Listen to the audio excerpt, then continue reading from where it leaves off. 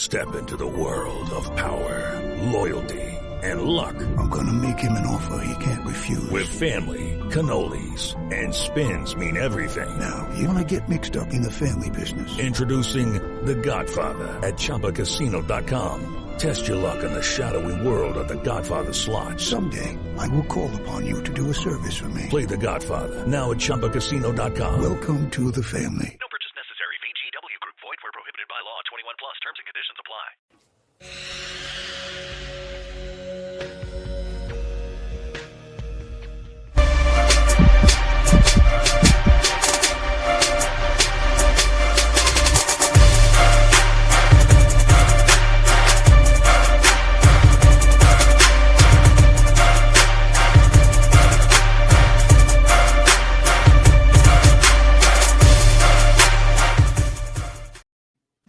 Welcome one and all, and once again to the premiere of Dynasty Pulse right here on Fantasy Sports Advice Network on the YouTubes. I am bigz. I got Grindberg over here. Schultz is back. Fun fact, he wasn't taken away by the Cape Fear Mermaids. Chev is down there. Coach Retzlaff is here. And we got a great show for tonight.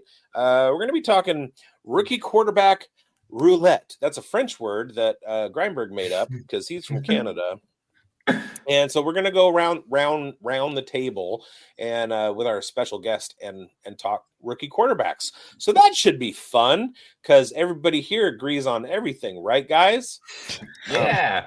Before we get to that, let me go ahead and introduce our guest. He is friend of the show, and I thought he was a co-host, but apparently we are bringing him on. Fellow Fantasy Sports Advice Network analyst. I think that's how you say that word. Brian Hartman. Yo!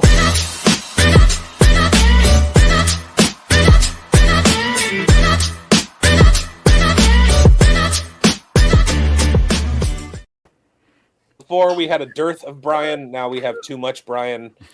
Brian Hartman, how the hell are you? And go ahead and introduce yourself and tell us where we can find your tell the viewers, because we already know where they can find your stuff. What's happening, fellas? Thanks for having me on. Excited to be here. You know, if loving bad quarterbacks is a crime, then I don't want to be, right? You know, like I'm here excited to talk about some quarterbacks. Here on the Fantasy Football Advice Network with the fellas. It's Too Much Fantasy Football is where you're gonna find me. At too much _ Brian, and the focus is just out the window already. Just what do you call it when you mix metaphors, but instead you're getting lyrics wrong? That's a hyperbole, I believe. I don't think so. All right, Grindberg, you want to lead us into this? Man, he was ready. Shough, what's up, buddy? I have a question. Actually, it's just more of a statement. I have never seen an avatar on an intro video not match up with the voice that I just heard more ever in my entire life. Now, go ahead, Grindberg. We can start the episode now. He's got some dulcet tones, like best in the biz kind of pipes. I did my best. I mean, Brian, clench him up. You know what I mean? You can hit those high notes, couldn't you, buddy? Clench him up. Dude, not a chance. Not a chance. There's like 2 octaves I get to hang out on, and they're all down below. Anytime I want to sing those high notes, nope, I squeak like I'm 15 years old again. It's terrible. It's horrible, man.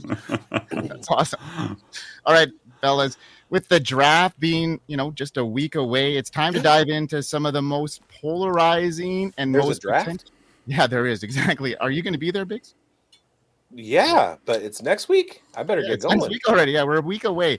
So there's going to be some potentially franchise-altering, changes in fantasy football. The quarterback position, we've heard a lot of buzz, seeing the mock madness, and now we're hearing that 4 quarterbacks have been invited to the green room, and that is intriguing to me. This could be a lot of fireworks going on here, and now we got our expert, Brian, that we're going to probe. So, Schultz, roll that clip, buddy.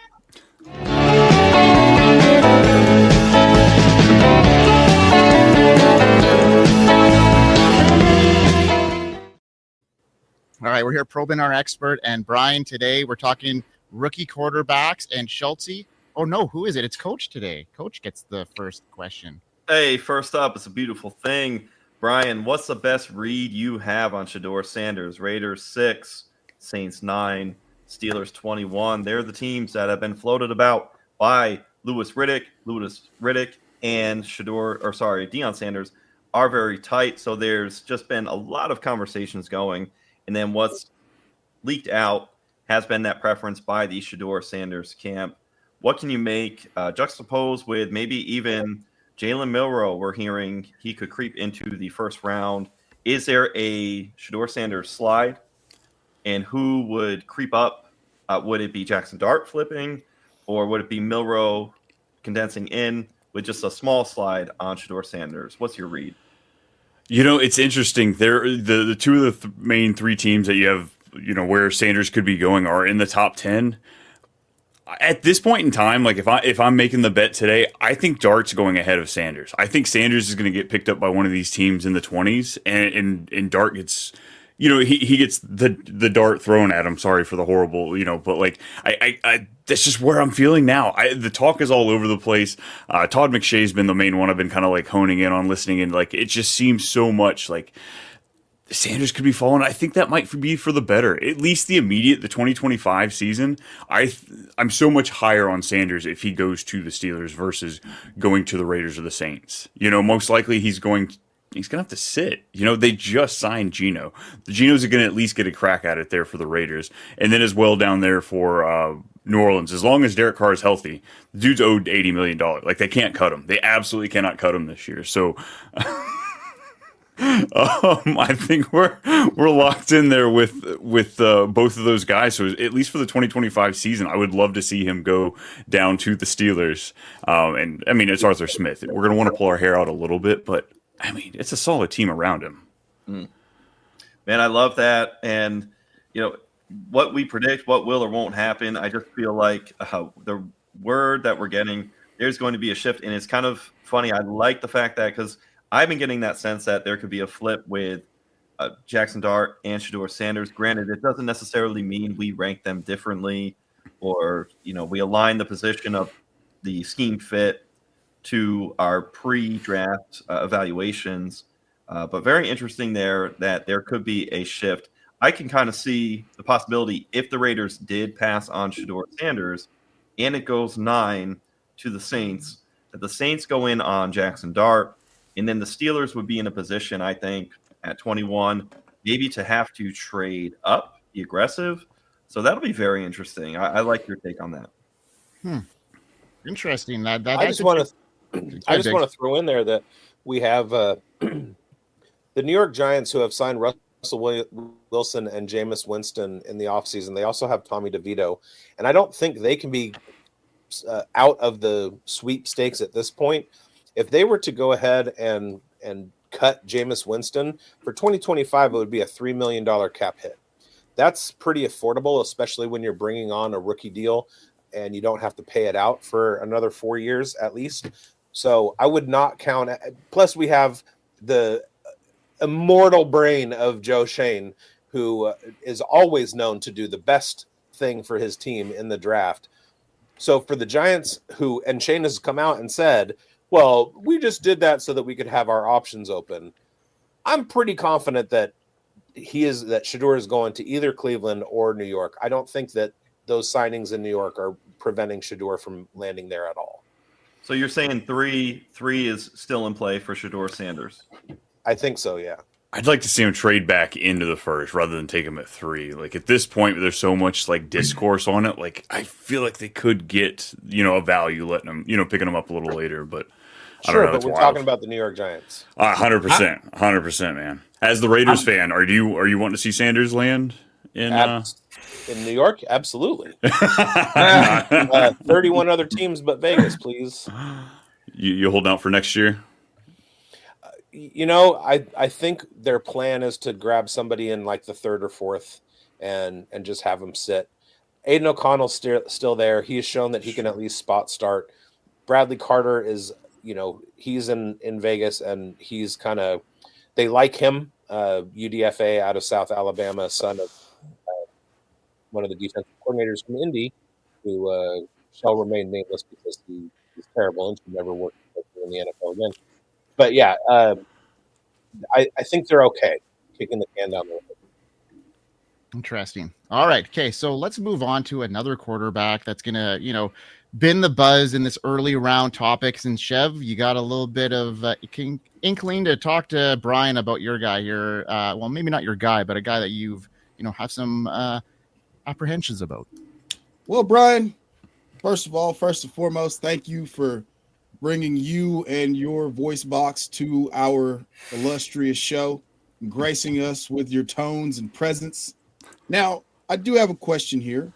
And every year we see quarterbacks get far too steamed up, and see teams get too much over their skis and overdrafting quarterbacks. Do you think Jaxson Dart's the latest example of this? Jaxson Dart, who only had 12 touchdown passes in SEC competition play this year. If you take away the 6 touchdown game against Arkansas, it was only 6 touchdowns in 6 in SEC play this year. Do you think that we're getting enamored with the idea of him as a big-armed, mobile quarterback? And does that lack of production against top-tier SEC defenses, does that scare you at all? Do you see him as a lock to be a top 10 pick? I'll cede the floor to the man with the golden pipes. Oh, all right. Well, let's go ahead and start unwrapping that package there slowly. As far as a lock top 10, I don't think 15. I couldn't call him. I don't think a lock for 10 or 15. Like I said, if I was betting on it, unfortunately here in Virginia, I can't bet on the draft. It's like the only thing they won't let us bet on, unfortunately. But if I could, at this point, I would probably put my money that he goes top 10 just because we had 6 of 12 picks last year were quarterbacks. The league's hungry for him, so why not? But I think we are in a situation with this draft class that he is. I mean, we're talking about him as either QB2 or QB3 and 90+% of conversations. There we go. There we go. Bigz is ready to to throw it out a little bit. But like for the most part, you're kind of seeing him right there. And in how many other classes would he be talked about there? So I think that is where the steam. It's that desire, that need for a quarterback that we are having to. I mean, hell, all of a sudden we're talking about Milroe possibly going in the first round. You've got Shough, whatever the hell his name is. That guy, he's been flirted with the first round in some circles. So like, I think he is a beneficiary of this class being a little weaker than all.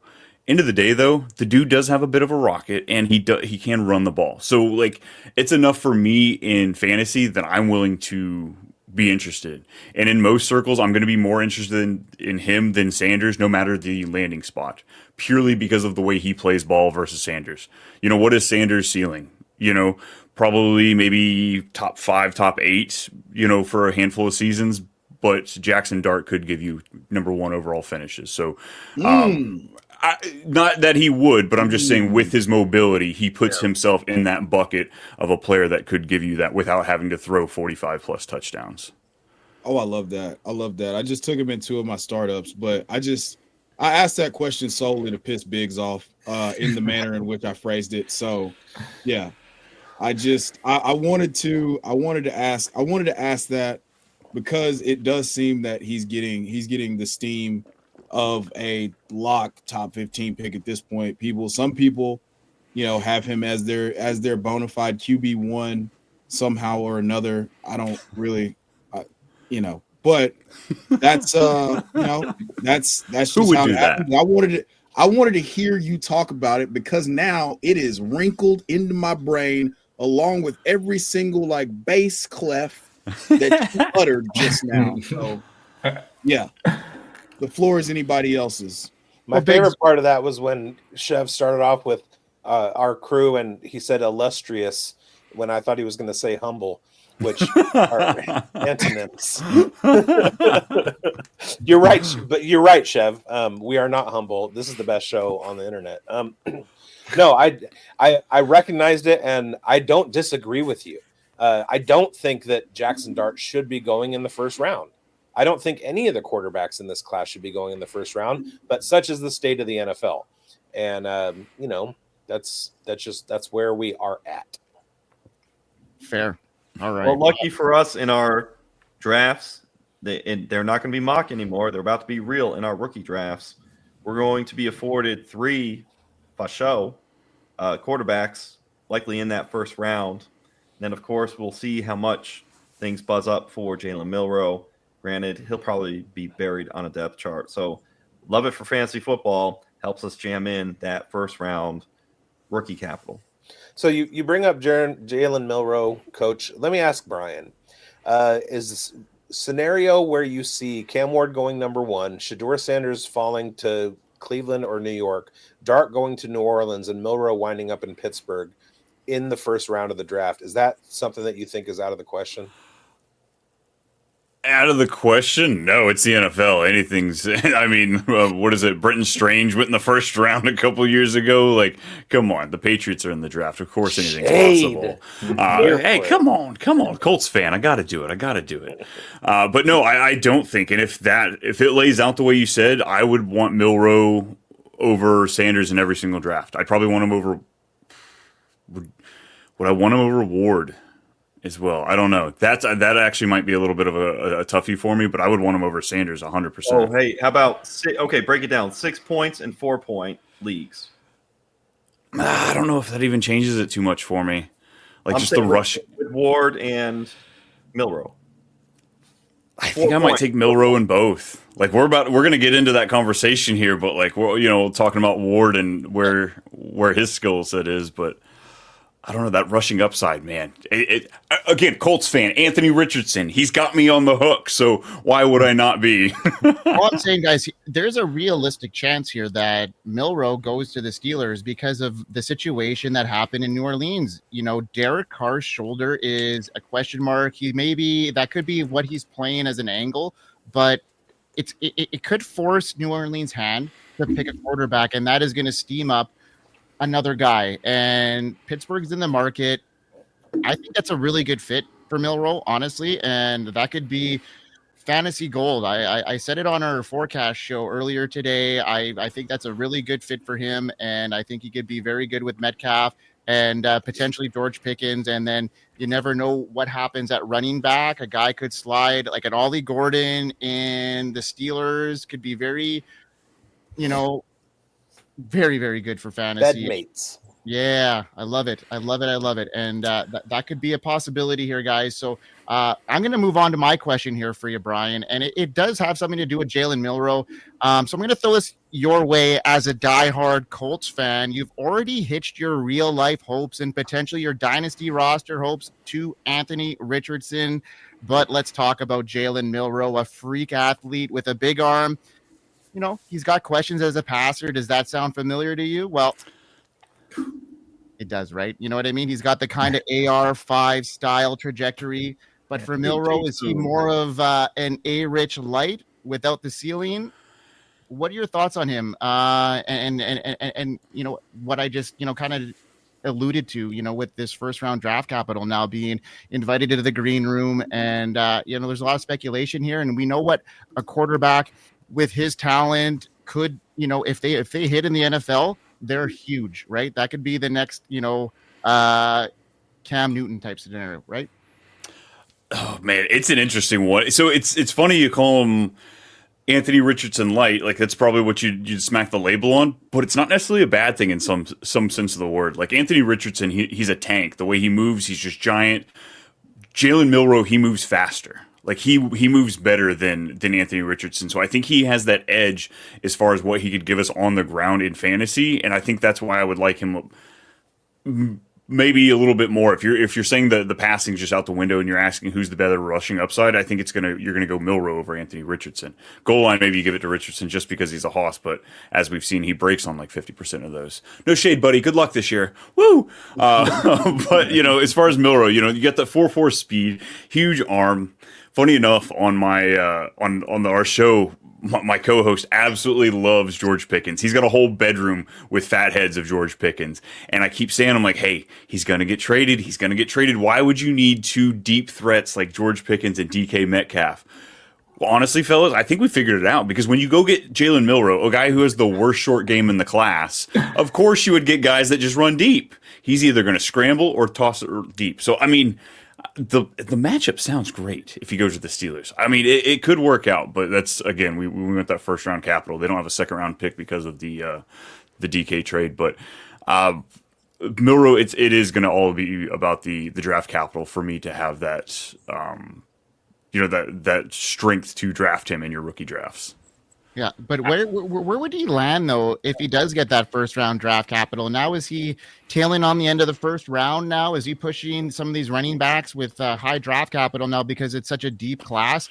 Because, now he's going to be put in a position where, like you said, you may even be drafting him over Cam Ward, or playing him over Cam Ward in certain situations. So that's a pretty realistic situation now. Like, is Jalen Milroe a better pick over like a Quinshon Judkins in a decent landing spot? Like, yeah, that's a conversation that needs to be happening right now when we think about round one draft capital and the upside there landing in a decent spot.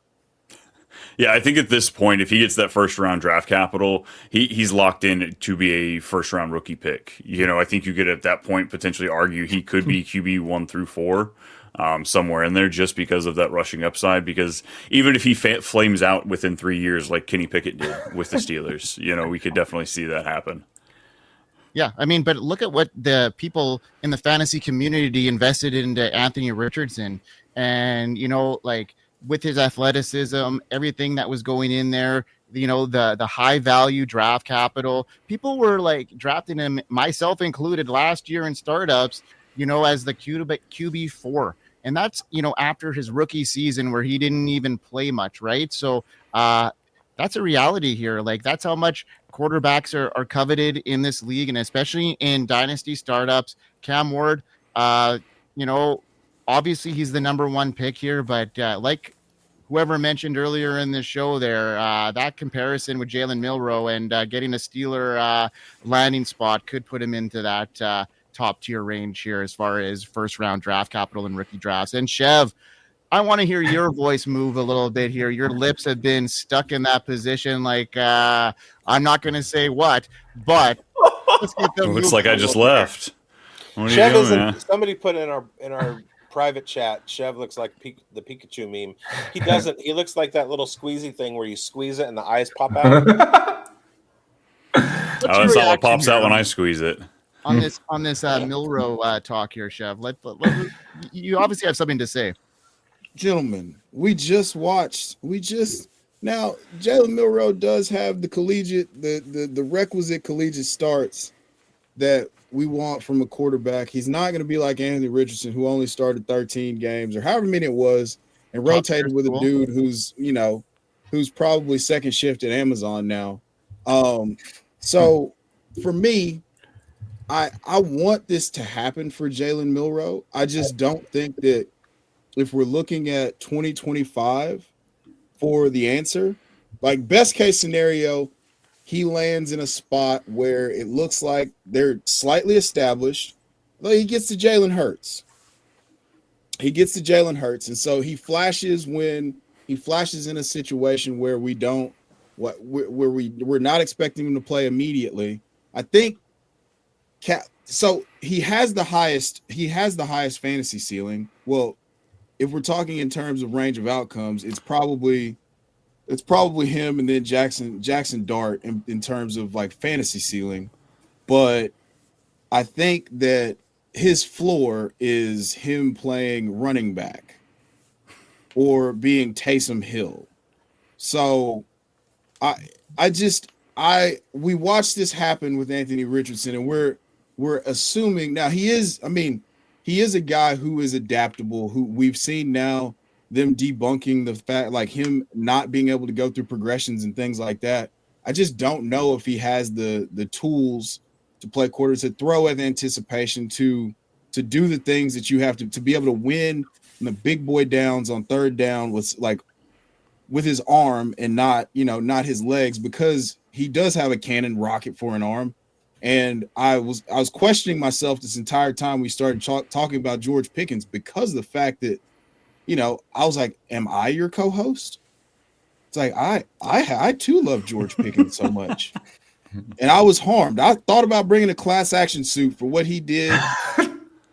for what he did to me in several arguments where I was saying that he was better than Drake London. He embarrassed me in front of the Garden Tools, and I'll never forgive him for that. So with the garden gnome staring at you.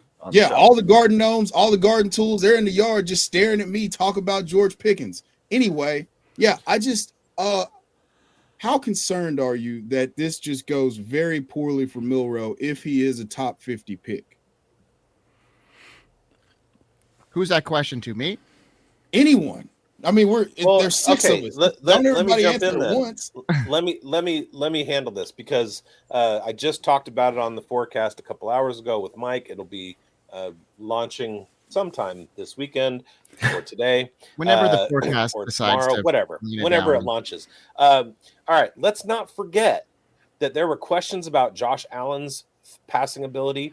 Some people had questions about Lamar Jackson's passing ability. Some people had questions about Anthony Richardson's passing. No, nobody questioned that. They knew that he was a big arm guy with zero experience. But the decision making is a different story. But so we can kind of look at this in the light of Jalen Hurts, where he is coming out of Alabama. He has a reputation for using his legs, but needing work with his arm. And if you look a couple years down the road from the draft class that Lamar came in, Josh Allen came in, Jalen Hurts came in, those guys were suddenly top 5 fantasy quarterbacks. That is Jalen Milroe's arc, unless he washes out. But like, Malik Willis. But do you see more Jalen Hurts in Jalen Milroe, or do you see more Malik Willis? Because I certainly see a lot more Jalen Hurts. Now, granted, when I got to the Senior Bowl and I saw Milroe throwing the ball, I was like, oh, no. But I understand the profile, and I think he's closer to Hurts than he is to Willis. I mean, how can you doubt a guy that grew his hand by 5/8 of an inch? Like, that's impressive stuff right there. Like, what else can he grow? I was told those ads don't work. Robbing. Get those honey packs. All right, bigz. Take your probe out and give it to our guest. All right, Brian. The way that I approach evaluating a player in the rookie class is I start with the premise that player, regardless of where they actually are, is the position one, or that position, the highest ranked player in that position. And then I start attacking the premise. Now, this is not necessarily a dig at Chev. It's not a dig at the Titans. It just so happens to be that right now Cam Ward is the consensus number 1. And I'm not necessarily disagreeing with it. All I'm saying is, in this case, when you approach it with that kind of evaluation, convince me why Cam Ward is not the quarterback 1 of this class. Well, shoot, I thought we were going to have to fill up quite a bit of time here. This is going to be cake. Easy. No, I'm right there with you, bigz. I think that's kind of the best way to approach a lot of these players when you're looking at it, especially for these rookie drafts.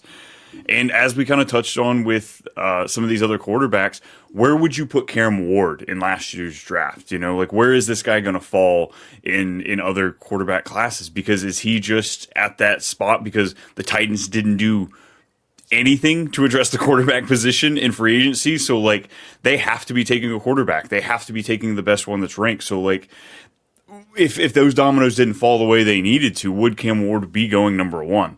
So, number 1, yeah, if you look at the highlights, it looks great. Dude can just fling it down the field. Absolutely lights out when he gets those big, deep plays. But he holds the ball forever. Like, he holds the ball so long. And if Caleb Williams taught us anything this past year, it's that these rookies need to get the ball out quick. They need to – they can't be going for these home run plays. They can't be trying to light up the world like Patrick Mahomes did in his first year. Hey, that was slick, man. Smooth. Does that mean that Chigo Okonkwo is now just going to light it up with these short area targets? That's what I'm hearing. Hey, there we go. Hey, we're bringing you on this show because I need you to help me beat up on Brennan a little bit because he is not Team Chig this year. But this year, I'm feeling it. I'm like, if you're not taking Brock Bowers, if you're not taking McBride, you're taking shots in the last round, and Chig is the guy to grab, or one of. There's like 10 of them, but that's what you're doing. You're taking the late round. Theo Johnson, reverse engineer, right? With the quarterback improvement, if the Giants end up coming away with a quarterback, Theo Johnson gets that benefit. Chigo Okonkwo gets that benefit. I was a Bellinger guy, but yeah, I get the logic on the tight end Giants. Yep, same process. Hey, how about David Njoku with the Cleveland Browns? Hey, you got any more? Well, I mean, I guess if Hunter ends up going to the Browns, who knows what that'll do for Njoku if we got 2 wide receivers there. But I guess I don't know if we want to get into the Hunter conversation. But back to where are you on Isaiah Likely? Is this before or after Andrews gets traded in the draft? Okay, Ray GQ had it on X, and I love it. Mark Andrews to the Chargers. Let's just roll with that, right? Exercise here. Let's exercise on that. Where are you putting Isaiah Likely? Tight end 16 last year. I mean, he'd be top 12. Not that that's really saying much, but he'd be easily one of those guys I'm trying to pick up in the double-digit rounds, just for that shot in the dark to see where that offense is going to evolve with him.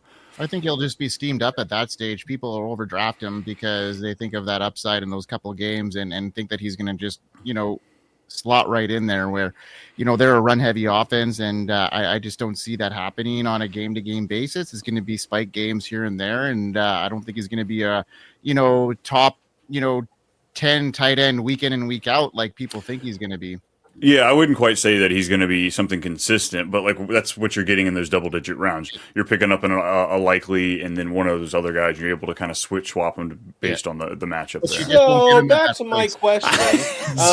Sorry, we'll just the train get back on the tracks. What are the reasons that you would have to devalue the current consensus quarterback 1 in this class? Not saying it's Cam Ward or trying to shade the Titans by any means. He just happens to be the one. What are you seeing? So, like I was talking about the holding onto the ball too long. So not only are you doesn't hold on to it as long as Shedeur. This is true. But he might be going to an offensive line as bad as Shedeur's because last year, you had Kevin Zeitler who was third in run blocking or pass blocking from PFF, but they just paid a whole lot of money for Dan Moore, who was only 42nd out of 81. They've got their J.C. Latham, who was 56th out of 81 that they drafted last year. So this offensive line is not going to be great. So still better than Colorado. Just barely. And then you've got what do we got, Chev? We going back to tight ends? He's touching the tips. Hey, if you're upset, we're going to trash talk the Titans. I'm a rival here with the Colts. I'm all down to trash talk the Titans. You already said that Chig is going to beat the Colts twice next year. So first and foremost, is that sparkling? Is that Saratoga sparkling water in the corner? Okay, you dang right it is. He's addicted. Now I got 2 bottles left. Clocked it. Now let's talk about Dan Moore for a second. Your pass blocking ratings would look terrible too if you had to face TJ. If you had to face Myles Garrett and TJ, what's his face, Trey Hendrickson, and then Kyle Van Noy, who's on all kinds of PEDs. His piss is actually Van Noy's older than you. The secret of the ooh. Yeah, he is. Yeah.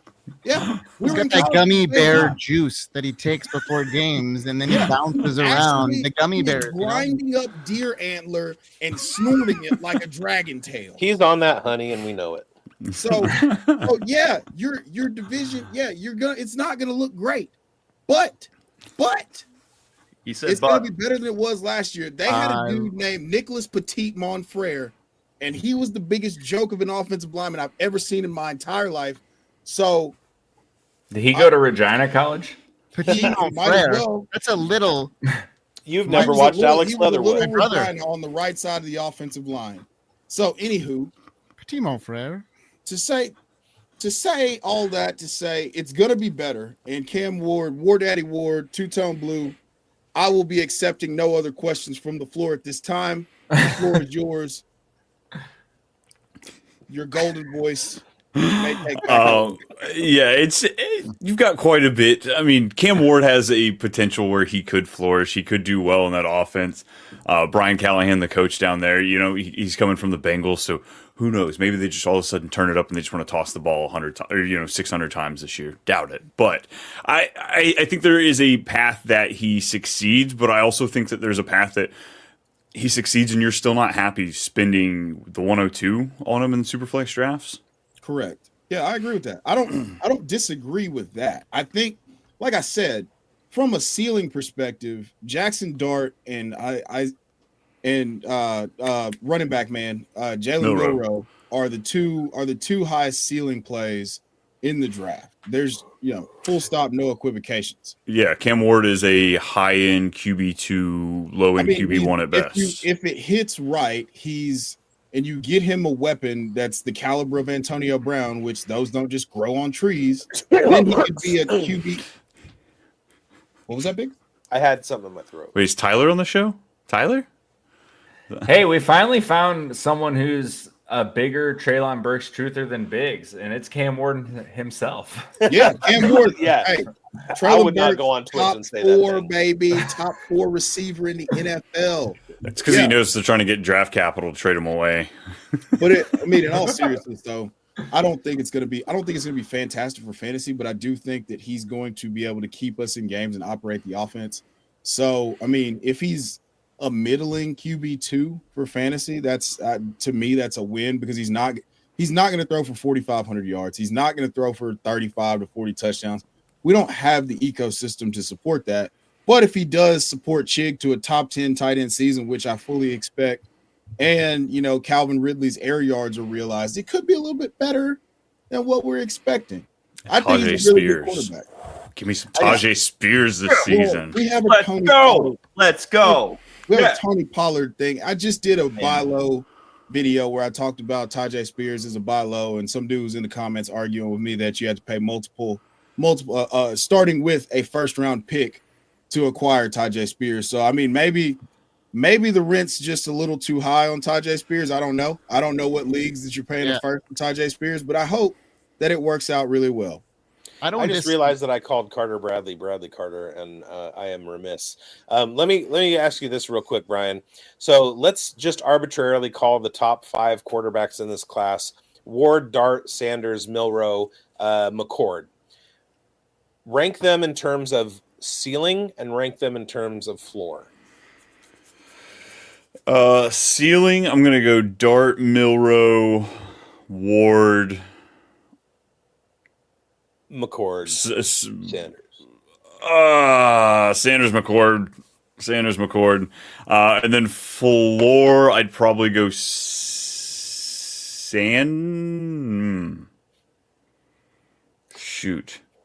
You're on the right track. Floor without landing spot. I'm gonna go floor, Ward, Sanders, Dart, Milroe. Yeah. And so McCord, but that's only because I know Ward is going to the Titans and where he's going. If I took that out of the equation, I might put Sanders above him, just because I'm also putting in landing spot. I'm expecting him to go to Cleveland, because I think if you put him in that system, I think he would give you a floor that you couldn't mess with. But yeah, landing spots. I think the thing that I've been saying for a while is Andy Dalton. That's what you're expecting from Shedeur in terms of like consistent performance. And more along the lines of like Andy Dalton 2013 and like 2018, 2019. That's kind of what I'm expecting. I'm getting crazy Bryce Young vibes. Rookie season Bryce Young. Rookie season Bryce. This is so disrespectful. Sure. 100% all over that. Like it's going to take him some time. Bryce Young was a great processor too. And he was cerebral. He could throw the ball downfield. He's got all these metrics. But they made him with a makeshift offensive line and no weapons around him, he's gonna really struggle in the NFL to process. That is my take on the situation. And take the hat down. Chev is now unhinged. Speaking of unhinged, right here on the Undroppables, I have a new weekly show that debuted this last week called Unhinged, where I give my unhinged takes. Football or just anything. Also, while we're here, watch episode 1 of Black Mirror, and you see bigz. He starred in it. I'm worried about Shedeur, and he's not going to get the same first overall draft capital that Bryce Young is going to get. So I think he's going to have a harder time getting a shorter. Like he's going to have a shorter leash too right away. And I just think it's going to be a tough go.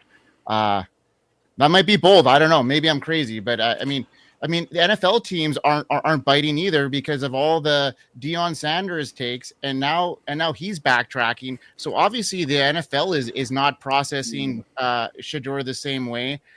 So I don't think it's outlandish to think that this trajectory for him could happen. I think that goes back to the initial question that we led into with Louis Riddick, the tea leaves, Raider legend, where we're talking about Raiders, Steelers, and the Saints. The three, that's a triumvirate that there seems to be some familiarity, the internal conversations between the Sanders camp and, of course, Riddick, who's there alongside. That's what's been passed along. I think that's the signal that we need to look for in the NFL draft. Those three teams warming up, because I think the word has gotten out that the Cleveland Browns are going to go Hunter, and the Giants may feel the need to pass on quarterback at 3. So in that scenario, there's feedback both ways. Shedeur Sanders and company do not want the Cleveland Browns. Would you want the Cleveland Browns? They messed up Baker Mayfield. Look at what Baker Mayfield is doing in Tampa Bay. And then if you go to the stadium in Cleveland, I know Anthony Richardson is hurting you, Brian, but you go to a stadium in Cleveland and there's like 30 different names on the back of a jersey off the last 20 plus years. So I kind of like the fact that we're kind of skipping the niceties early on between the Browns and Shedeur Sanders. And maybe the reality can set in for Sanders to the Giants. The Giants ownership can get influence possibly, but it sounds like it's shaping up well for those three teams. Those are the three that I would be watching. I think the Browns, some real steam for that, because you could not pay attention to the NFL draft from the end of the season until right now, a week prior, and you're going to be just as smart as everybody else who's been paying attention, right? The final week is when the real good stuff starts dropping. Schulte, great call. All right, who's next up on our show sheet as far as the question goes? Schulte. It's a Schulte, man. Hey, straight from NASA. Right. You just got off the shuttle. What was going on? What did you eat on that shuttle? Was it? Did you go up with Katy Perry? Just around like Katy Perry? No. Never mind. No comment. Blue penis. So Tyler Shough, am I right? Yeah, but for real, almost every year, it's kind of hits on bigz question a little bit. Every year we get some guy who brings zero buzz when like actual football is being played, and then in the months leading up to the draft, their stock just magically rises. Right? These guys rarely pan out. But analysts and NFL teams continue to convince themselves these guys can play quarterback at the next level. Typically, they do show flashes on film, right? You'll find a couple clips of these guys making some absurd throws. But, like, you aren't getting to that level even in college without having that ability to do that sometimes, right? And, they often get lauded for being, like, pro-style quarterbacks. And looking back at some of these drafts, these are all dudes who have – NFL draft. Oh, that's spicy right there. For the podcast viewers, bigz is showing us a headline. One head coach says Tyler Shough is the QB1, which is was it Matt Waldman? Jordan Dajani. Don't know him. Know that he's a clickbait artist now. Is that the pizza guy? So, yeah, the world famous DiGiorno air. Schulte, continue your question before I vomit in my mouth. Yeah, fair. But like looking back at some of these dudes who have gotten some real steam and then get drafted, 4th round even, whatever. But like, Will Levis was kind of one of them, but he got pumped up really high. But like last year, everybody loved Clayton Tune. That guy did nothing. He's not going to be anything. We talked Malik Willis was one of them. Davis Mills, there's another. Ryan California Finley, Golden Bear legend. I mean, we had people pumping Ryan Finley back in 2019 as maybe a sleeper quarterback. Mason Rudolph's another one who actually developed into be like an okay backup, and he's probably like the cream of the crop on this list, which is saying something. And then Tennessee Titan legend Mason Rudolph, quarterback in Titans history. Going back one more here, we got Paxton Lynch, back in 2016. So to me, if these prospects were like actually legit, we would know about them before draft season, and we would have been talking about them, watching them. So for me, I will not be convinced that Tyler Shough will be worth anything in the NFL, and that's a hill I'm willing to die on. What are your thoughts on Shough entering the draft? And secondly, why does this happen year in and year out? Dude, did y'all even find film on this cat? Didn't he have 3 season-ending injuries? Like, he's as old as I am, practically. Like, yeah, I'm right there with you, Schultz. It's one of those situations where we're seeing this new trend now. What was it, 4-ish years ago after Brock Purdy? Everybody was taking a 6th and 7th round dart throw on these quarterbacks, even though they needed to be drafted. Well, now what happened? We had all these old guys hit. Bo Nix coming in there, 25-ish years old. He hit, Michael Penix got taken in the top 10. Hey, it's the old guys. Let's go for it. So that's what we're doing here. That's what we're taking with Tyler Shough. And I have no interest in it. I don't, as far as my rookie drafts, if I'm loaded up with every, 3rd round pick or 4th round pick in my draft for whatever reason, sure, maybe you'll take that dart throw in your super flex because that's where the value is in quarterback. But do we really see a world where we're that excited for at least this year, if not next year? There's only a handful of teams that are looking for quarterbacks, and I think there's guys significantly better than him. Shough at the Senior Bowl looked like the 4th best quarterback that I was watching, behind Dylan Gabriel, or 5th best, behind Dylan Gabriel, Jalen, Milroe, Jaxson Dart, Taylor Elgersma, I was going to say the Canadian Rocket, the Canuck Cannon. Shough looked. I mean, shout out to you, bigz. Thank you for. Thank you. Shough looked worse than all of them. He's got that one clip that's been floating around Twitter that. He just, God. Was it like an underhand throw? I don't even know what the heck it is. Aaron Rodgers style. A falling underhand Will Levis, but it goes 15 yards down the field and it's intercepted. I've just seen the one where his leg snaps. Oh. And then there was a snuff film on Twitter. Hey, my algorithm's messed up, man. I can't get it fixed. I try to divert the political stuff hardcore, and then all of a sudden I get the hardcore stuff. His leg. The hardcore. Yeah. I also had a laugh because that shit. The clip came out from the combine of him throwing to a guy. Quarterback, wide receiver. That's it. The only guys out there, and he dirted him.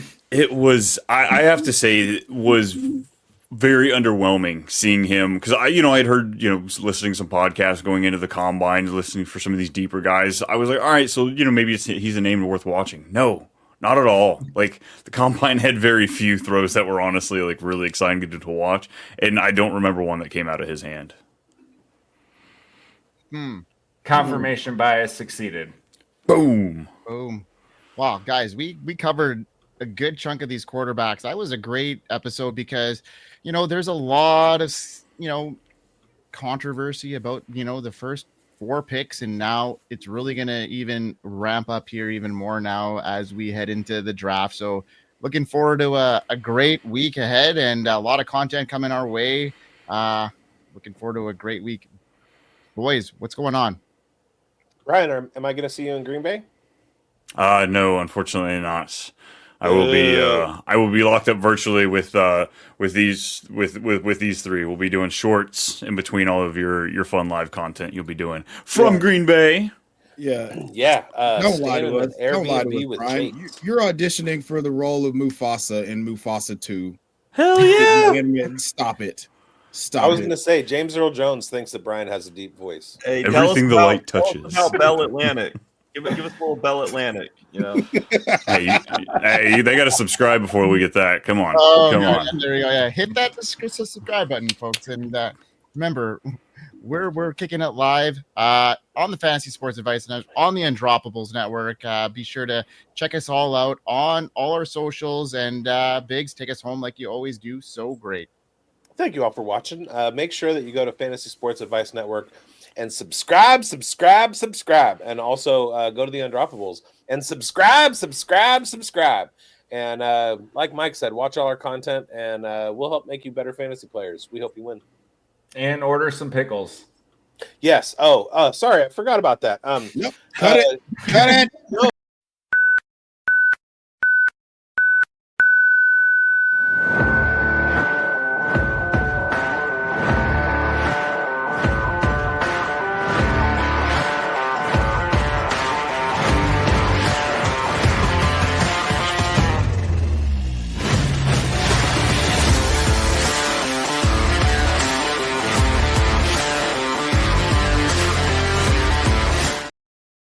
is Ryan Seacrest here. There was a recent social media trend which consisted of flying on a plane with no music, no movies, no entertainment. But a better trend would be going to ChumbaCasino.com. It's like having a mini social casino in your pocket. Chumba Casino has over 100 online casino-style games, all absolutely free. It's the most fun you can have online and on a plane. So grab your free welcome bonus now at ChumbaCasino.com. Sponsored by Chumba Casino. No purchase necessary. VGW Group. Void where prohibited by law. 21 plus. Terms and conditions apply.